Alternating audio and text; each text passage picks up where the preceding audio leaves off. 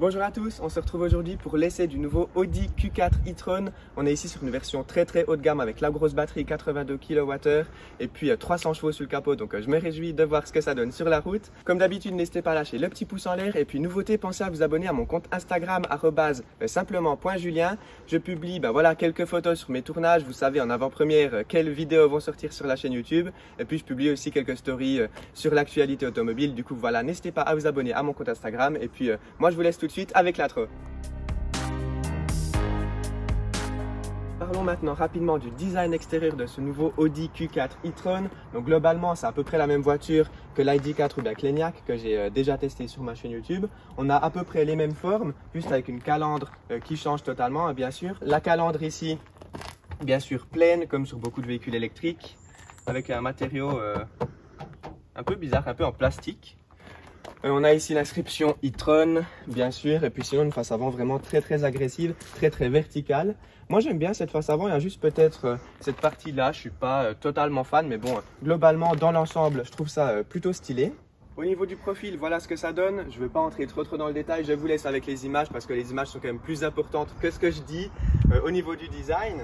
Sinon au niveau de la face arrière, eh bien, on a des gros optiques avec un bandeau lumineux ici, ça c'est vraiment très stylé. Sinon il y a des petits détails dans les optiques, regardez par exemple ici on a le logo Audi directement inscrit dans le feu, ça c'est plutôt stylé.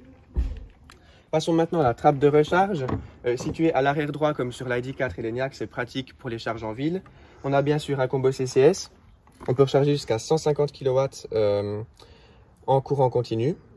Donc voilà, la puissance est plutôt correcte. Après, l'e-tron normal par exemple peut charger beaucoup plus rapidement, ça c'est un point à prendre en compte. Par contre, on a le petit cache ici du CCS, regardez, on a le petit bout de plastique ici. Franchement, ça fait pas premium pour dire que c'est une Audi, honnêtement. Encore sur un Enyaq ou bien une ID4, on se dit, bon bah voilà, c'est des généralistes. Ici, sur du premium, je trouve que ça fait un petit peu cheap quand même, surtout pour le prix. Parlons du prix peut-être de ce véhicule, on est à 86 000 francs. Donc le véhicule a beaucoup d'options, mais on y reviendra juste après. Il y en a encore qui n'ont pas été cochées. Donc voilà, à l'arrière, sinon, petit détail intéressant encore, on a une inscription, une grande inscription e-tron ici sur le pare-choc. Passons directement au coffre maintenant. Heureusement, à l'ouverture électrique. On est sur une capacité de 520 litres. Bon là, j'ai mis un petit peu mon matériel de vidéo dedans. Mais bon, on a un double fond ici. Enfin, on a un triple fond, mais on a les câbles de charge ici. Et puis on a aussi un double fond ici. Pour ranger des câbles ou bien n'importe quoi d'autre. Donc voilà, coffre 520 litres, plutôt pas mal, plutôt pratique. On a une banquette 2 tiers 1 tiers. Par contre, on n'a pas de trappe à ski, ça c'est un peu dommage. Passons maintenant aux places arrière. Alors le siège de devant est réglé à ma taille, je fais 1,88 m pour rappel. Et regardez l'espace que j'ai, c'est assez impressionnant. Aussi ici pour les pieds, il y a bien de l'espace. La garde-toit aussi, elle est très bonne, j'ai plus d'un point. Et puis là aussi, je me sens pas du tout oppressé. Non, franchement, c'est cool. Au niveau des contreportes, c'est assez classique, il n'y a rien de trop à ajouter, c'est très pur, très simple. Les matériaux sont corrects, sans plus. Et chose à noter, peut-être assez importante, on n'a même pas d'accoudoir ici. On n'a pas de trappe à ski ni d'accoudoir. Donc voilà, mais sinon, je suis bien installé à l'arrière, c'est plutôt pas mal. Des sièges de devant assez massifs, un petit filet ici, et puis sinon 2 prises USB-C ici, et puis les réglages de la clim. Passons maintenant aux places avant de ce Q4 e-tron. Alors au niveau des contreportes, c'est plutôt pas mal. Voilà, les matériaux comme à l'arrière sont corrects sans plus. Chose peut-être assez importante à noter, on a 4 boutons pour les vitres, donc pour les vitres avant et les vitres arrière. C'est bizarre de devoir mentionner ça, mais sur l'ID4 on avait seulement 2 boutons pour les vitres avant et pour les vitres arrière il fallait presser un autre bouton et utiliser les mêmes boutons. Donc voilà, ici au moins ça y est, on a 4 boutons pour les vitres. Sinon c'est plutôt classique. Voilà, l'ouverture du coffre électrique juste ici, un petit rangement ici pour une bouteille, ça c'est plutôt cool. Et puis un petit rangement ici dans le contre-porte, voilà, ni trop grand ni trop petit, ça fait l'affaire. À bord de ce Audi Q4 e-tron, tout d'abord ce qu'on remarque c'est ce volant, vraiment très stylé, assez fin mais bon, agréable à prendre en main avec des boutons ici. Bon là ils sont éteints, mais en allumant la voiture il y aura des boutons qui vont s'allumer, donc des boutons tactiles. Sinon c'est assez classique, on a ici les feux, on a le petit commodo ici comme sur l'Enyaq par exemple pour le régulateur de vitesse, juste ici, les clignotants, les palettes au volant pour la récupération d'énergie. Puis voilà, c'est assez classique, on n'est pas perdu. Un combiné d'instrumentation derrière le volant, plutôt pas mal, on y reviendra à la conduite. Un grand écran ici central, bon c'est du Audi, globalement ça fonctionne assez bien. c'est assez réactif. Après, on a déjà vu mieux sur d'autres véhicules. Je pense notamment à Tesla qui est un peu mieux à ce niveau-là. Après, c'est dans la moyenne de la catégorie, honnêtement, pour toutes les autres marques, c'est un peu similaire. On va juste vous montrer peut-être la carte du GPS. Voilà comment elle se présente. Je trouve que c'est quand même assez important. Ça montre un peu la fluidité du système. Donc voilà, ça fonctionne bien. C'est plutôt pas mal. Puis sinon, bon, j'ai pas énormément de choses à vous montrer. On a des petits raccourcis ici pour la musique, le téléphone, la navigation. Vous voyez, ça fonctionne plutôt pas mal. La commande vocale, je l'ai essayé. Ça fonctionne pas des masses, bon, un peu comme sur chaque voiture du groupe VV, puis sur chaque voiture en général en fait. Passons maintenant ici en dessous de l'écran. On a un autre écran ici juste en noir et blanc avec les contrôles de la climatisation et quelques boutons physiques encore, ça c'est plutôt cool. Les boutons aussi physiques ici qu'on peut toucher pour diminuer par exemple ou bien augmenter la ventilation, ça c'est plutôt pas mal, c'est plutôt stylé. On a ici le Drive Select pour changer de mode de conduite. Sinon, le bouton Start and Stop, le petit commodo ici, comme il y a sur l'Enyaq, c'est le même. Le petit bouton ici du volume, il est un peu bizarre, honnêtement. Il est un peu grand. Comparé à celui-là, il est plus grand. Il n'est pas forcément stylé, franchement. Je ne sais pas trop pourquoi il est là. Et puis, pour changer le volume, il faut tourner comme ceci. Du piano black ici, vous savez ce que j'en pense. Ça prend les traces de doigts, vous voyez. C'est un peu dommage, je préférais d'autres matériaux. Sinon, on a un grand rangement ici en dessous de la console avec voilà, bien de la place. On a deux prises USB-C, une prise 12 volts. On peut aussi ranger les smartphones juste ici. Deux porte-gobelets ici et puis le petit accoudoir ici avec encore bien de l'espace. On a bien de la place, regardez. L'accoudoir, il est assez petit. Bon, c'est agréable à la conduite. Par contre, je préférais quand même l'accoudoir de l'Enyaq. Honnêtement, il était bien plus grand. Sinon, pour comparer l'intérieur de ce Q4 e-tron avec l'ID4 et l'Enyaq, globalement, c'est beaucoup mieux fini que sur l'ID4. Par contre, comparé à l'Enyaq, honnêtement, je ne sais pas lequel je préfère. On a ici un beau combiné d'instrumentation beaucoup plus grand que sur l'Enyaq. Ça, c'est assez appréciable. Par contre, sur l'Enyaq, on a un grand écran qui ressort un peu. Je trouve que c'est un peu plus stylé que celui-ci. Et puis, on a surtout un meilleur accoudoir sur l'Enyaq, à mon sens. Sinon, petit détail à mentionner encore pour cette Audi Q4 e-tron, c'est le bruit qu'elle fait quand on ferme la porte. Écoutez, on sent vraiment qu'on est sur du premium, ça change de beaucoup de voitures que j'ai testées. C'est un petit détail, mais bon, on ferme la porte quand même assez souvent de sa voiture. Donc écoutez une deuxième fois. Franchement, c'est beaucoup mieux que sur d'autres véhicules. Bon, voilà, ce que je vous propose maintenant, c'est de passer directement à la conduite. On va faire un petit tour en ville et ensuite on va passer sur une route de montagne. Et puis on va finir sur autoroute. C'est clair, je me réjouis de voir ce que ça donne sur la route de montagne. On a quand même 299 chevaux sous le capot. Donc autant vous dire que ça marche assez fort. Donc voilà, je vous laisse tout de suite avec quelques plans de l'extérieur et puis on se retrouve tout de suite sur la route.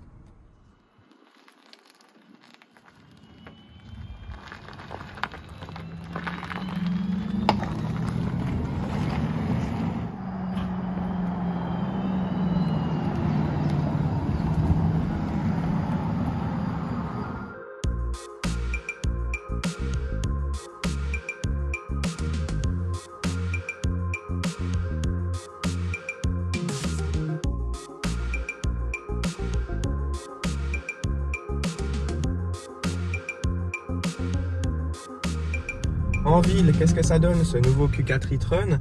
Eh bien là je suis en mode confort et franchement c'est hyper confortable comme son nom l'indique. C'est hyper silencieux, la direction elle est vraiment très souple. Il y a des bonnes suspensions, franchement on sent pratiquement pas les aspérités de la route. J'ai l'impression que c'est plus confortable que l'ID4 et que l'Enyaq, surtout sur les petites bosses. Franchement c'est bien, très bien amorti. Alors là on est à 20 km/h et on entend quand même de l'intérieur, le bruit extérieur de la voiture, donc le bruit artificiel. Ça je suis pas forcément fan honnêtement, même qu'on a le vitrage acoustique à l'avant, on l'entend quand même. Ça je trouve c'est un peu décevant. Alors c'est la régulation qui veut que les véhicules électriques fassent du bruit à l'extérieur, mais je trouve on devrait pas l'entendre depuis l'intérieur à mon avis. Je trouve que le bruit extérieur il est vraiment fort. Parlons maintenant de la caméra de recul sur ce Q4 e-tron. Donc voilà, on a une assez bonne définition, la caméra est plutôt pas mal. Par contre, on n'a pas de vision à 360 degrés. Ça, c'est un petit peu dommage quand même. Mais bon, la caméra est d'une très bonne qualité. Et puis, vous voyez ici... Voilà, je vais pas me choper les branches. Sinon, au niveau des sièges, on a une assise assez ferme. Par contre, on est bien maintenu sur les côtés. C'est assez confortable, j'aime bien. Petit test de la régène en ville. Donc je suis en mode B, là je suis à 50, je lâche le pied de l'accélérateur. Je suis à 40, 30, 20 et là il y a une voiture, je dois appuyer sur le frein. Donc voilà, la régénération fonctionne bien, par contre elle n'est pas très puissante. En tout cas elle est bien calibrée par rapport à la Mustang Mach-E que j'ai essayé il n'y a pas longtemps. Elle est beaucoup mieux calibrée la régène, parce que dès qu'on lâche le pied de l'accélérateur, la voiture se met à freiner automatiquement, directement, alors que sur la Mach-E, eh bien, on avait un temps de latence d'environ 1 seconde. Donc là, point positif pour ce Q4 e-tron. Par contre, la pédale de frein, elle est assez molle, j'ai l'impression. Il faut freiner, il faut appuyer assez fort en fait pour freiner. Donc là, je me mets à 80. Et pour freiner, voilà, bon, il y a du poids à freiner, c'est clair, ça freine quand même bien, mais par contre, il faut bien appuyer sur la pédale. D'ailleurs, pendant que j'y pense, un grand merci au garage Maurice Montavon SA à Develier, donc dans le Jura en Suisse, pour le prêt du véhicule. D'ailleurs, on passe juste devant maintenant. Donc voilà, si vous êtes en Suisse romande, bien n'hésitez pas à les contacter. Je vous mets tous les liens en description de la vidéo. Et puis, vous pouvez facilement demander une offre pour l'Audi Q4 e-tron ou bien toutes les autres voitures du groupe Volkswagen. Ils se feront très certainement un plaisir de vous faire une offre et puis une bonne offre, surtout pour votre véhicule. Sinon, petit détail assez rigolo, regardez ici, on est sur l'onglet de la recharge sur l'écran et on voit des demi-pourcents. Ça c'est bien, c'est la première fois que je vois ça sur un véhicule électrique. Plutôt rigolo.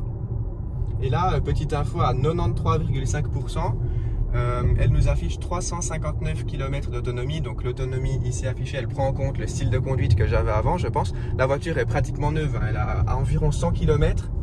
Donc je suis un des premiers à la tester, ça c'est cool. Donc voilà, 359 km d'autonomie affichée, c'est plutôt pas mal, franchement, si elle tient ses promesses, c'est plutôt bon. On est ici sur une petite route de campagne, je suis en mode dynamique, on verra ce que ça donne. Pour l'instant, la première impression, ben, elle est hyper agréable, elle est hyper silencieuse à 80 à l'heure, là on n'entend pratiquement rien, on n'a aucun bruit de roulement, aucun bruit d'air. C'est vraiment cool et puis on est très bien installé aussi. Ici avec la coudoir, c'est plutôt pas mal. Le volant, il est très agréable à prendre en main. Vous avez vu, il a un méplat en haut, hein, pas seulement en bas. C'est une forme assez inhabituelle et je trouve ça plutôt sympa. C'est plutôt cool aussi pour les manœuvres, ça va bien, il n'y a aucun problème à ce niveau-là. Donc voilà, sentiment très positif, je le rappelle, dans ce Q4 e-tron. Donc voilà, on entame maintenant la vraie montée du col des Rangiers. Toujours en mode dynamique. Première courbe, on va voir ce que ça donne. On a des super reprises, franchement, les 300 chevaux, on les sent. On est cloué au siège. Et regardez, je vous rassure, hein, c'est pas moi qui filme en conduisant, c'est la caméraman. Donc regardez ici, je vais essayer de me rapprocher un petit peu de la ligne. Bien sûr, il n'y a personne en face, personne derrière.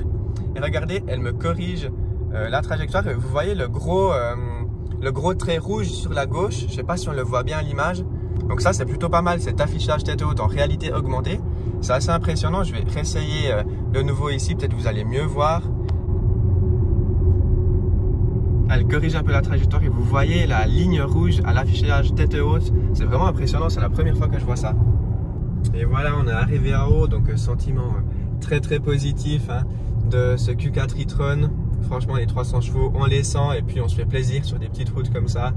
C'est la grande classe et ça change hein, par rapport à l'ID4 ou bien l'Enyaq. On a vraiment les 0 à 100, je crois qu'ils se font en 6 secondes 1 ici, alors que sur l'Enyaq et puis l'ID4, on est dans les 7 à 8 secondes, il me semble. Donc on les ressent, franchement, ça change.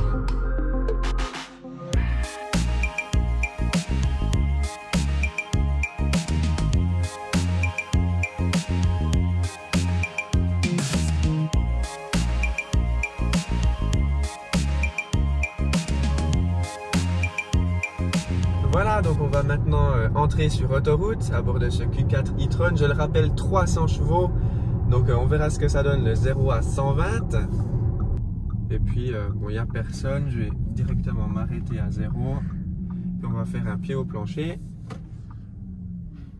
C'est parti. 3, 2, 1.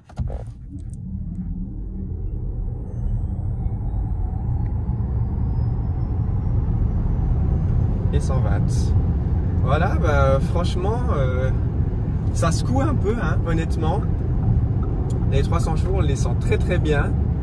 On est bien collé au siège et ça retrouve même un petit peu l'estomac, honnêtement.